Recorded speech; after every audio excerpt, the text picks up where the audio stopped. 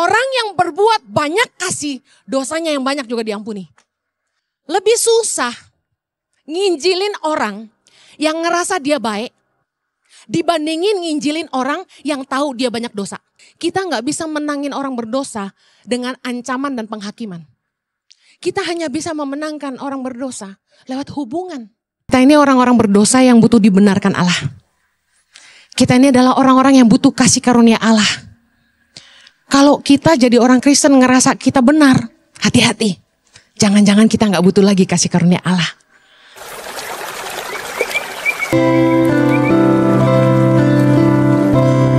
Kami mau duduk diam di bawah kakimu. Berbicaralah buat kami. Tumpahkanlah isi hatimu. Ajari kami kebenaran firman-Mu.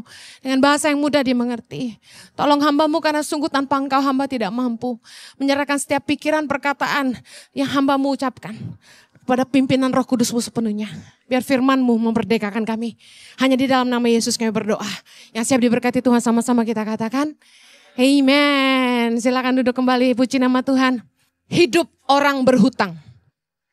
Tahukah Anda bahwa kita ini adalah orang-orang yang berhutang kepada Tuhan? Lukas 7. Lukas 7. Yesus diurapi oleh perempuan berdosa. Ayat 36. Agak panjang tapi saya pengen kita baca. 3:21. Seorang Farisi mengundang Yesus untuk datang makan di rumahnya. Yesus datang ke rumah orang Farisi itu lalu duduk makan. Di kota itu ada seorang perempuan yang terkenal sebagai seorang berdosa. Ketika perempuan itu mendengar bahwa Yesus sedang makan di rumah orang Farisi itu, datanglah ia membawa sebuah buli-buli pualam berisi minyak wangi. Sambil menangis, ia pergi berdiri di belakang Yesus dekat kakinya. Lalu membasahi kakinya itu dengan air matanya dan menyekanya dengan rambutnya. Kemudian ia mencium kakinya dan meminyakinya dengan minyak wangi itu. Ketika orang Farisi yang mengundang Yesus melihat hal itu, ia berkata dalam hatinya, jika ia ini nabi, tentu ia tahu siapakah dan orang apakah perempuan yang menjamahnya ini. Tentu ia tahu bahwa perempuan itu adalah seorang berdosa. 40. Lalu Yesus berkata kepadanya, Simon, ada yang hendak kukatakan kepadamu. Saud Simon, katakanlah guru. Ada 2 orang yang berhutang kepada seorang pelepas uang. Yang seorang berhutang 500 dinar, yang lain 50. Karena mereka tidak sanggup membayar, maka ia menghapuskan hutang kedua orang itu. Siapakah di antara mereka yang akan terlebih mengasihi dia? 43. Jawab Simon, aku kira dia yang paling banyak dihapuskan hutangnya. Kata Yesus kepadanya, betul pendapatmu itu. 44. Dan sambil berpaling kepada perempuan itu, ia berkata kepada Simon, engkau lihat perempuan ini. Aku masuk ke rumahmu, namun engkau tidak memberikan aku air untuk membasuh kakiku. Tetapi dia membasahi kakiku dengan air mata dan menyekanya dengan rambutnya. Engkau tidak mencium aku, tetapi sejak aku masuk, ia tiada henti-hentinya mencium kakiku. Engkau tidak meminyaki kepalaku dengan minyak, tapi ia meminyaki kakiku dengan minyak wangi. Ayat 47. Sebab itu aku berkata kepadamu, dosanya yang banyak itu telah diampuni, sebab ia telah banyak berbuat kasih. Tapi orang yang sedikit diampuni, sedikit juga ia berbuat kasih. Katakan amin. Menarik sekali apa yang Yesus bilang. Siapakah di antara mereka yang akan terlebih mengasihi dia? Ketika ada pelepas uang membebaskan hutang 2 orang. Yang satu berhutang 500 dinar. Berapakah itu? Sekitar 25.300.000 rupiah. Yang satu lagi berhutang 50 dinar, 10%-nya. Yaitu 2.530.000 rupiah. Yesus bilang gini, kalau mereka berdua dilepasin dari hutang, yang mana lebih mengasihi orang itu? Mengasihi si pelepas hutang. Simon jawab, yang paling banyak utangnya. Bener gak? Yang paling berterima kasih pasti yang hutangnya paling banyak. Thank you loh, gitu kan. Saudara, menarik sekali Yesus bilang di ayat 47. Dosanya yang banyak itu telah diampuni. Sebab ia telah banyak berbuat kasih. Berapa sendiri yang saudara yang sadar. Dosamu banyak sekali, angkat tangan. Sedikit. Banyak juga. Yang sadar dosanya banyak sekali, angkat tangan. Saudara, kita percaya bahwa pengampunan dosa cuma kita peroleh dari Yesus. Amin. Darah Yesus yang telah menebus kita. Tapi Yesus bilang begini, dosanya yang banyak itu telah diampuni. Sebab ia telah banyak berbuat kasih. Saya tahu firman Tuhan berkata, kita diselamatkan karena iman, bukan karena perbuatan. Tapi Yesus bilang, orang yang berbuat banyak kasih, dosanya yang banyak juga diampuni. Artinya gini, kalau Anda sadar hidupmu tuh banyak dosa, banyak-banyaklah berbuat kasih. Kenapa? Karena Tuhan sudah melepaskan hutangmu yang sangat besar itu. Yesus mengajarkan bahwa orang yang sadar dosanya tuh banyak dan telah diampuni Tuhan, akan lebih mengasihi Tuhan dibandingin orang yang ngerasa hidupnya benar. Orang yang ngerasa hidupnya benar, dosanya dikit, akan gak terlalu mengasihi Tuhan. Makanya gak heran, lebih susah nginjilin orang yang ngerasa dia baik, dibandingin nginjilin orang yang tahu dia banyak dosa. Yang setuju bilang amin. Kita punya teman-teman yang bajigur. Ngerti ya maksud saya ya? Kan kita gak boleh ngomong jorok ya kan? Teman-teman yang bandel. Teman-teman yang dosanya banyak gitu. Nakal banget gitu. Kita kalau ajak mereka ke gereja, mereka jawab apa?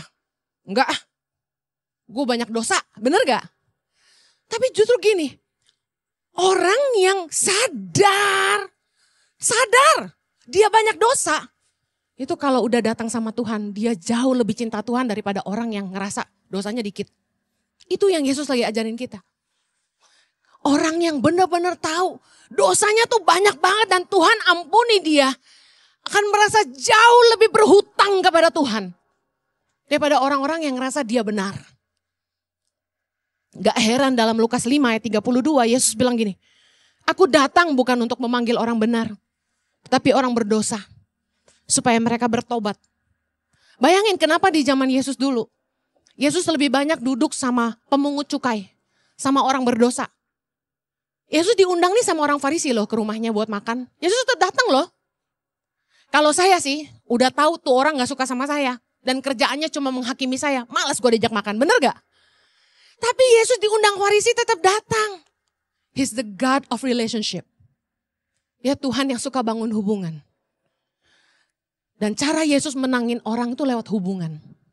Kita belajar dari Yesus. Kita gak bisa menangin orang berdosa dengan ancaman dan penghakiman. Kita hanya bisa memenangkan orang berdosa lewat hubungan. Kenapa Yesus suka makan katanya? Bolak-balik ngajak orang berdosa makan. Bukan, Yesus yang diajak makan. Karena meja makan itu tempat orang bangun hubungan. Kita lihat di sini. Yesus sering kali lebih banyak kumpul sama orang berdosa daripada orang ahli Taurat, imam-imam Saduki. Kenapa? Karena yang justru butuh diselamatkan adalah orang-orang yang tahu dia berdosa. Sulit menobatkan orang-orang yang berpikir dia benar. Dia tahu udah banyak. Saya kasih tahu ya, paling empat ngumpul sama orang-orang Kristen yang sok rohani. Saya lebih senang ngumpul sama orang-orang yang haus dan lapar akan Tuhan. Saya kalau, sebagai hamba Tuhan, jujur ya, ini tuh dari hati banget. Saya gak ngerasa saya hebat. Bener. Sebagai hamba Tuhan, saya merasa saya paling bodoh. Saya merasa saya gak tahu apa-apa. Waktu saya sekolah Alkitab dulu, jujur aja. Saya sekolah kita dipaksa Tuhan. Saya ini waktu masih muda banget, gak kepikiran jadi pendeta. Bahkan saya sering bilang gini, amit-amit jadi pendeta. Amit-amit kawin sama pendeta. Gue bilangin yang amit-amit jadi beneran. Makanya jangan suka takut ini takut itu, yang Anda takutkan jadi kenyataan. Sampai harus 8 nabi datang dari seluruh penjuru dunia ke gereja kami di Sydney untuk nubuatin saya. Saya udah pernah cerita, bahkan leader-leader di gereja aja gak percaya seorang Henny Kristianus jadi pendeta. Jadi saya tuh senang sama Yesus tuh apa ya? Dia lebih senang gaul sama orang-orang yang dia tahu mereka butuh Tuhan.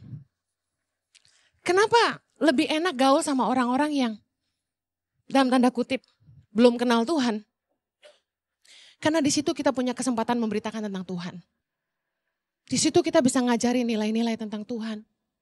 Saya paling males ngobrol sama orang yang sok tahu. Yang pengetahuannya udah jauh lebih tinggi. Dia punya masalah aja datang ke kita. Kita dengerin, dia cerita, kita pikirkan dia minta pendapat. Begitu kita ngomong, gini loh Bu. Oh saya udah tahu, dia bilang gitu. Kita sebut firman ini, oh saya udah tahu. Ya ngapain lu panggil gua? Wasting my time. Saya ngerti kenapa Yesus lebih senang duduk sama orang-orang yang sadar. Hidup gue banyak dosa. Karena orang-orang begini yang butuh Tuhan dalam hidup mereka. Hati-hati.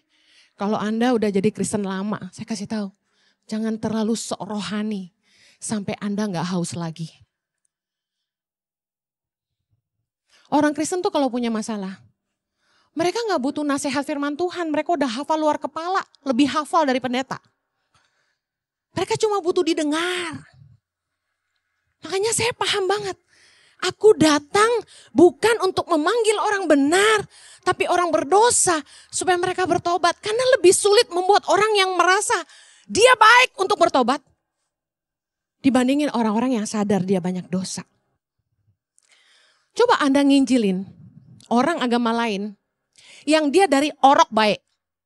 Susah gak kira-kira? Saya punya saudara. Saya kan suka nginjilin saudara-saudara saya gitu. Masalahnya ada satu saudara saya. Dia dari kecil tuh baik. Gak toku kuai. Gak banyak gaya. Gak nakal sama sekali. Baik sekali. Sekolah bagus. Gak pernah bandel. Ngomong juga sopan. Nikah sama istri baik. Kerja juga baik. Kayak gak ada cacatnya gitu. Aduh nginjilin dia tuh susah sekali. Karena dia berasa gini. Gue udah baik. Jadi saya ngerti. Memenangkan orang yang merasa dia sudah baik. Dia orang benar. Itu sulit. Tapi orang-orang yang sadar dia tuh banyak dosa. Justru orang-orang ini yang sangat membutuhkan kasih karunia Allah yang bisa membenarkan mereka. Orang-orang yang sadar mereka udah banyak dosa. Dan mereka butuh diampuni. Dan mereka butuh anugerah Allah. Dalam Lukas 18. Dalam sebuah kisah pemungut cukai dan orang Farisi yang pergi ke bait Allah untuk berdoa. Orang Farisi sombong sekali. Aku ini gak seperti orang lain. Aku bukan perampok. Aku bukan pezina. Aku bukan seperti pemungut cukai ini. Wah, orang Farisi memuji diri sendiri. Tapi di sudut ruangan dalam Lukas 18 ayat 13. Tetapi pemungut cukai itu berdiri jauh-jauh. Bahkan ia tidak berani menengadah ke langit. Melainkan ia memukul diri dan berkata, Ya Allah, kasihanilah aku orang berdosa ini. Ayat 14, Yesus berkata gini. Orang ini pulang ke rumahnya. Sebagai orang yang dibenarkan Allah. Dan orang lain itu tidak. Sebab barang siapa meninggikan diri, ia akan direndahkan. Dan barang siapa merendahkan diri, ia akan ditinggikan. Mari sadari, kita ini orang-orang berdosa yang butuh dibenarkan Allah. Kita ini adalah orang-orang yang butuh kasih karunia Allah. Kalau kita jadi orang Kristen ngerasa kita benar, hati-hati. Jangan-jangan kita gak butuh lagi kasih karunia Allah. Tahukah Anda bahwa suatu hari nanti kita akan berdiri di tahta penghakiman Tuhan. Dan kita butuh Yesus berdiri untuk membela kita. Yang butuh dibela Tuhan katakan amin. Inilah yang maksud diajarkan Yesus. Orang Farisi yang merasa dirinya benar. Muji-muji diri sendiri dan nganggap dia lebih baik dari orang lain. Adalah tipe-tipe orang Kristen yang agamawi. Dia bilang saya udah bayar perpuluhan. Saya udah banyak puasa. Dia bilang di puasa seminggu 2 kali. Hati-hati.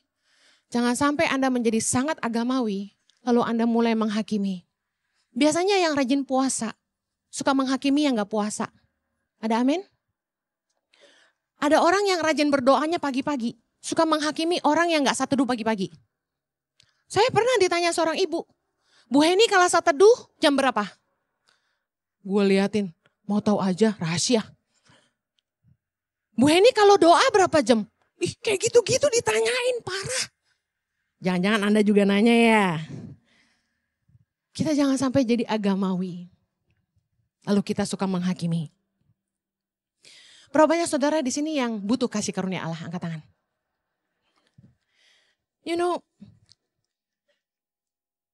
kemarin tiba-tiba Tuhan kayak ngingetin saya. Orang Kristen harusnya sadar bahwa kita adalah orang-orang berdosa yang menerima kasih karunia Allah. Dosa-dosa kita diampuni. Dalam Matius 19 ayat 27.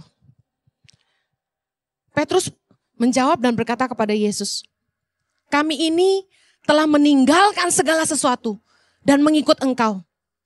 Jadi apakah yang akan kami peroleh? Waktu saya baca ini, tiba-tiba kayak Roh Kudus ingetin saya. Ini orang Kristen nih. Orang Kristen sering kayak gitu. Tuhan, aku udah nabur buat pekerjaan Tuhan. Aku udah bangun pagi-pagi buat pelayanan. Aku udah berkorban banyak buat Tuhan. Apa dong yang aku peroleh? Persis seperti Petrus. Kami ini telah meninggalkan segala sesuatu untuk mengikut Yesus. Apa upah kami? Apa yang akan kami peroleh? Harusnya kita sadar bahwa sebagai orang-orang yang berhutang sama Tuhan, yang dosa-dosanya udah diampuni sama Tuhan. Kita tuh harusnya mulai punya paradigma gini. Aku nih gak layak. Hidupku tuh diampuni Tuhan karena kasih karunia. Jadi apa yang aku bisa lakukan buat Tuhan? Kebalikan, Petrus tuh dulu penjala ikan. Tapi Yesus panggil dia jadi penjala manusia. Yesus angkat dia, didik dia, mentor dia sehingga jadi rasul. Anda bayangkan derajat hidupnya diangkat. Dari seorang nelayan jadi rasul. Tapi Petrus malah bilang gini, saya udah meninggalkan segalanya untuk engkau. Apa yang aku peroleh?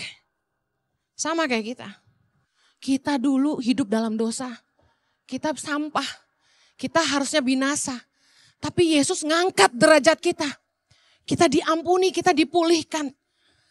Harusnya kita datang sama Tuhan. Dengan pikiran ini, aku adalah orang yang berhutang kepada Tuhan. Aku yang gak layak diangkat Tuhan. Saya gak tahu dengan Anda. Tapi di dalam hidup saya merasa saya adalah orang yang gak layak yang dipulihkan Tuhan. Melihat hidup saya hari ini, jadi hamba Tuhan. Saya selalu ingatkan diri saya. Aku adalah orang yang berhutang kepada Tuhan. Saya mau tanya, pikirin ini baik-baik. Kalau Anda tidak pernah dijamah Tuhan, Anda tidak pernah mengalami kelahiran baru dan mengenal Tuhan, kira-kira hidupmu ada di mana hari ini? Pikirin. Coba pikirin.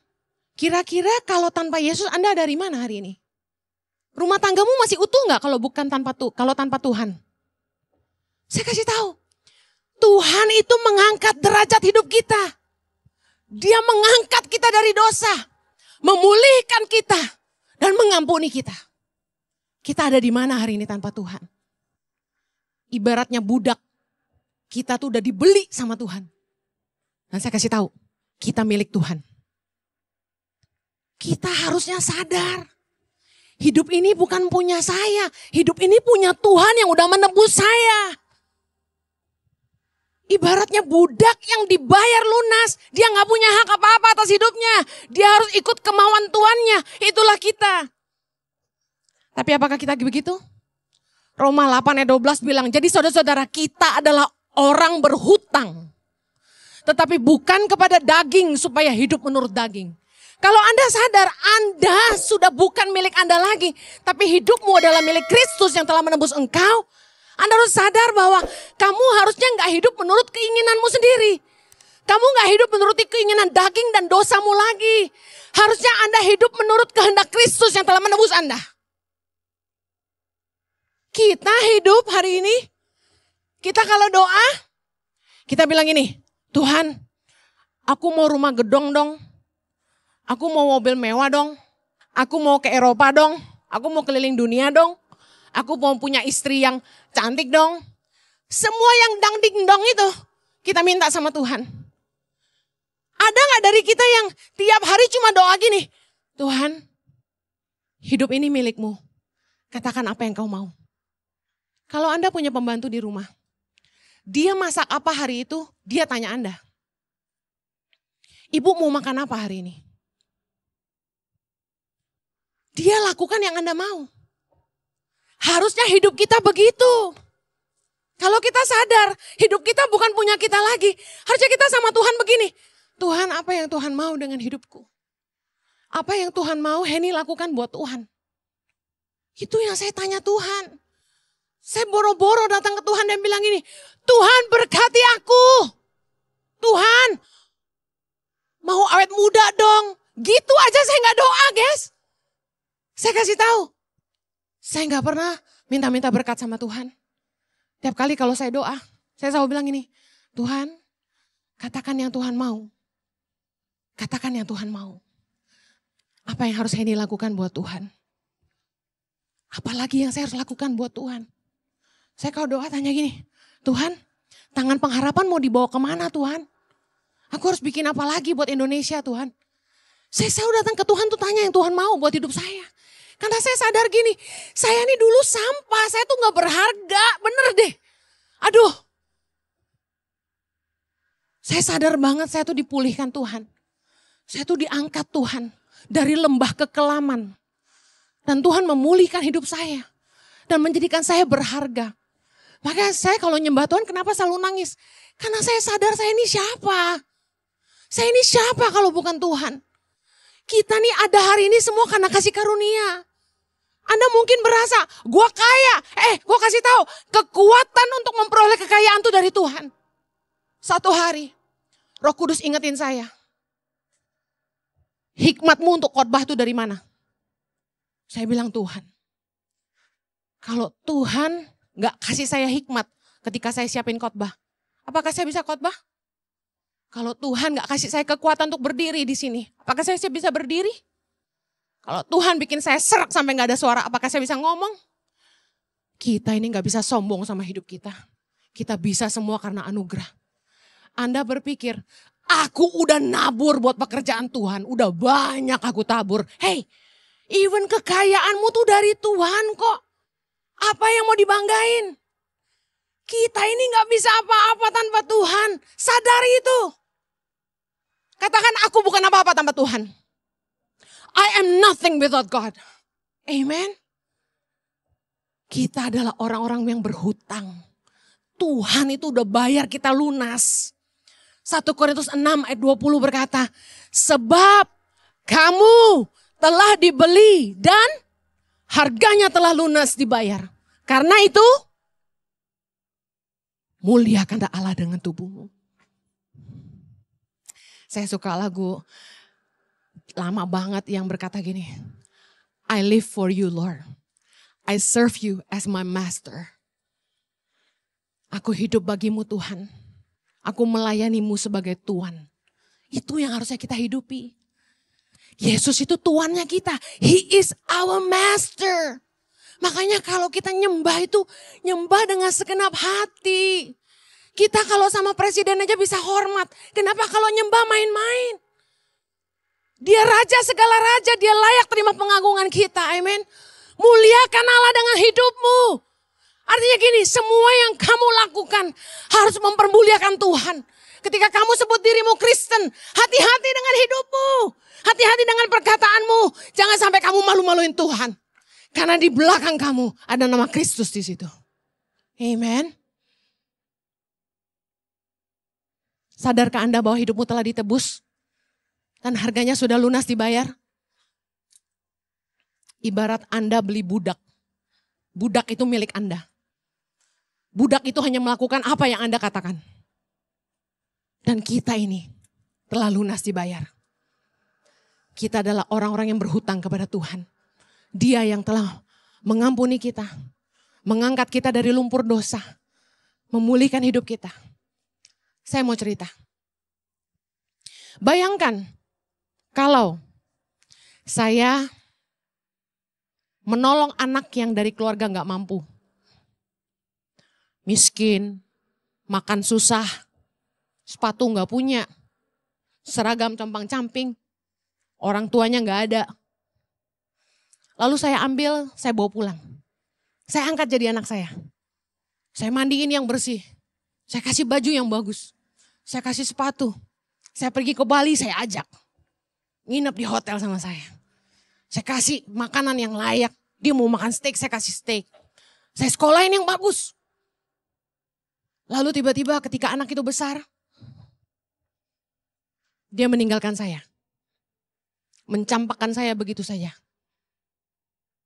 Dia nggak ingat bagaimana hidupnya diangkat, derajatnya diangkat. Kira-kira bagaimana perasaan Anda? Marah nggak? Kecewa nggak?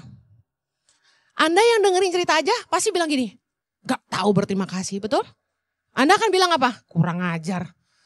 Makanya tuh jangan terlalu baik sama orang, benar? Hei, Tuhan juga gitu sama kita. Kita nih siapa? Kita ini sampah yang diangkat pakai tangannya. Dia pilih kita. Dari sekian juta manusia di Indonesia. Dia pilih Anda dengan tangannya.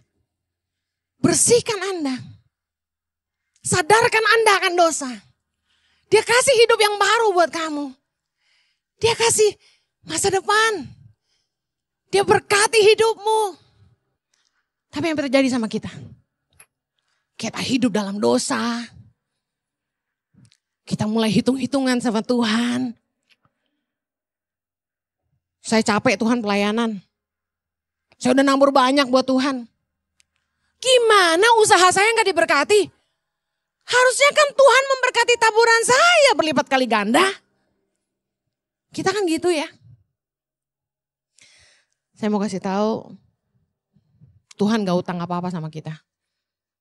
Kita yang hutang sama Tuhan. Kalau Anda sadar, Tuhan udah terlalu baik sama Anda. Sebagai orang yang berhutang, attitude kita harusnya gimana? Kita tanya sama Tuhan, apa yang saya bisa kasih buat Tuhan? Apa yang saya bisa lakukan buat Tuhan? Benar gak? Sebagai orang yang tahu berterima kasih, kita akan datang sama Tuhan dan bilang gini, dengan apakah ku balas segala kebaikanmu? Saya tuh kasih hidup saya buat Tuhan. Karena Tuhan udah terlalu baik buat saya. You know, saya gak lihat catatan saya lagi karena saya mau tutup dengan ini. Saya waktu muda tuh hidup hancur-hancuran. Saya haus kasih sayang. Saya besar tanpa orang tua. Dan hidup saya morat-marit. Saya rusak dari umur 14. Pacaran ganti-ganti, bener gak? Sulit setia. Haus kasih sayang. Haus penerimaan. Saya mengalami kesulitan untuk setia, saya kasih tahu. Kenapa? Haus kasih sayang. Gak punya figur ayah yang baik. Makanya nih, orang-orang tua denger. Papa penting dekat sama anak. Anak-anakmu butuh kamu. Mama penting jadi teladan. Anak-anakmu butuh kamu. Jangan karena keegoisanmu kamu berantem tinggalin anakmu. Anak-anak kita mau lahir jadi generasi apa? Saya gak salahin orang tua saya. They did what they did. Tapi saya sempat rusak karena masa-masa itu.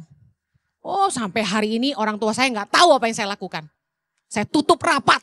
Mungkin one day saya akan bukakan. Sebelum saya mati lah. Saya rusak parah. Dan apa yang terjadi? Tuhan pulihkan saya. Umur 16 tahun. Jadi nakalnya gak sempat lama banget gitu. Tapi udah rusak parah. Saya kasih tahu. Saya tahu. Kalau Tuhan gak selamatin saya jadi apa? Jadi kalau hari ini saya jadi hamba Tuhan, semua karena anugerah. Saya gak pernah ngerasa saya hebat. Kalau hamba Tuhan lain bilang saya pendeta percintaan, mungkin cocok juga karena pacar saya banyak dulu. Kalau pendeta-pendeta lain bilang, dia rada bodoh, STT-nya di mana, sekolah kitab di mana sih? Nggak apa-apa. Saya nggak perlu tahu banyak, tapi saya pengen melakukan banyak. Mungkin saya cuma tahu sedikit, tapi yang saya tahu pasti adalah gini. Saya cuma jadi hamba Tuhan karena Tuhan yang mau saya jadi hamba Tuhan. Saya serahin hidup saya sama Tuhan. Karena Tuhan sudah terlalu baik buat saya. Dia angkat saya dari tempat sampah. Tuhan pulihin hidup saya. Dan saya mengenal siapa Tuhan saya. Dia adalah Bapa yang sayang sama saya. Bapa yang terima saya. Bapa yang pulihkan saya. Dia yang panggil saya dengan nama saya. Dan hari ini dia permuliakan saya. Dan saya tahu persis. Saya cuma sampah tanpa dia. Saya mau bilang, kalau Anda merasa Anda orang benar, Anda akan kehilangan rasa butuh Anda akan kasih karunia Allah. Tapi kalau Anda sadar siapa Anda tanpa Tuhan, Anda menyadari betapa Tuhan udah terlalu baik dalam hidupmu, Anda akan jadi orang-orang yang tahu Anda berhutang sama Tuhan. Amen. Sampai ujung hidup saya yang saya cuma mau lakukan. Cuma melakukan apa yang Tuhan mau buat hidup saya. Buat saya, hidup ini cuma buat Tuhan. Dan saya mau lakukan yang dia mau. Meskipun saya harus dihina banyak orang. Saya gak peduli. Soalnya saya sudah terhina juga. Hidup saya hina kok. Saya cuma berharga karena Tuhan. Dan hanya dia satu-satunya dalam hidup saya yang paling mengasihi saya dan terima saya apa adanya. Kenapa saya gak suka menghakimi orang? Karena saya tahu saya sendiri gak lebih baik dari siapapun. Mari jangan merasa lebih benar. Karena kita orang-orang yang butuh dibenarkan. Saya mengasihi saudara dan pengen Anda yang hidup dalam dosa ngerti ini. Ketika Anda bikin dosa, Anda cuma membuat Tuhan berduka. Karena apa? Karena Tuhan mengasihi Anda. Dan dia pengen memulihkan hidupmu. Yuk Anda yang tahu hari ini kamu hidup sia-sia. Dan Anda butuh kasih karunia. Dan Anda butuh dibenarkan Tuhan. Taruh tangan kananmu di dada. Saya berdoa buat saudara. Tuhan Yesus, aku datang kepadamu. Yuk doa di tempat masing-masing, ikuti doa saya. Aku datang kepadamu sebagai orang berdosa. Aku butuh kasih karuniamu Tuhan. Mengampuni aku. Memulihkan aku. Aku mengundang Engkau Yesus. Jadilah juru selamat. Jadilah penguasa dalam hidupku. Aku ingin hidup hanya bagimu. Engkaulah pemilik hidupku. Dan aku butuh kasih karuniamu. Mengubahkan aku. Memulihkan aku. Dan memakai hidupku. Aku menyerahkan hatiku Tuhan. Tubuh jiwa rohku. Hanya bagimu. Engkaulah segalanya bagiku. Di dalam nama Yesus. Amen. Amen. Amen.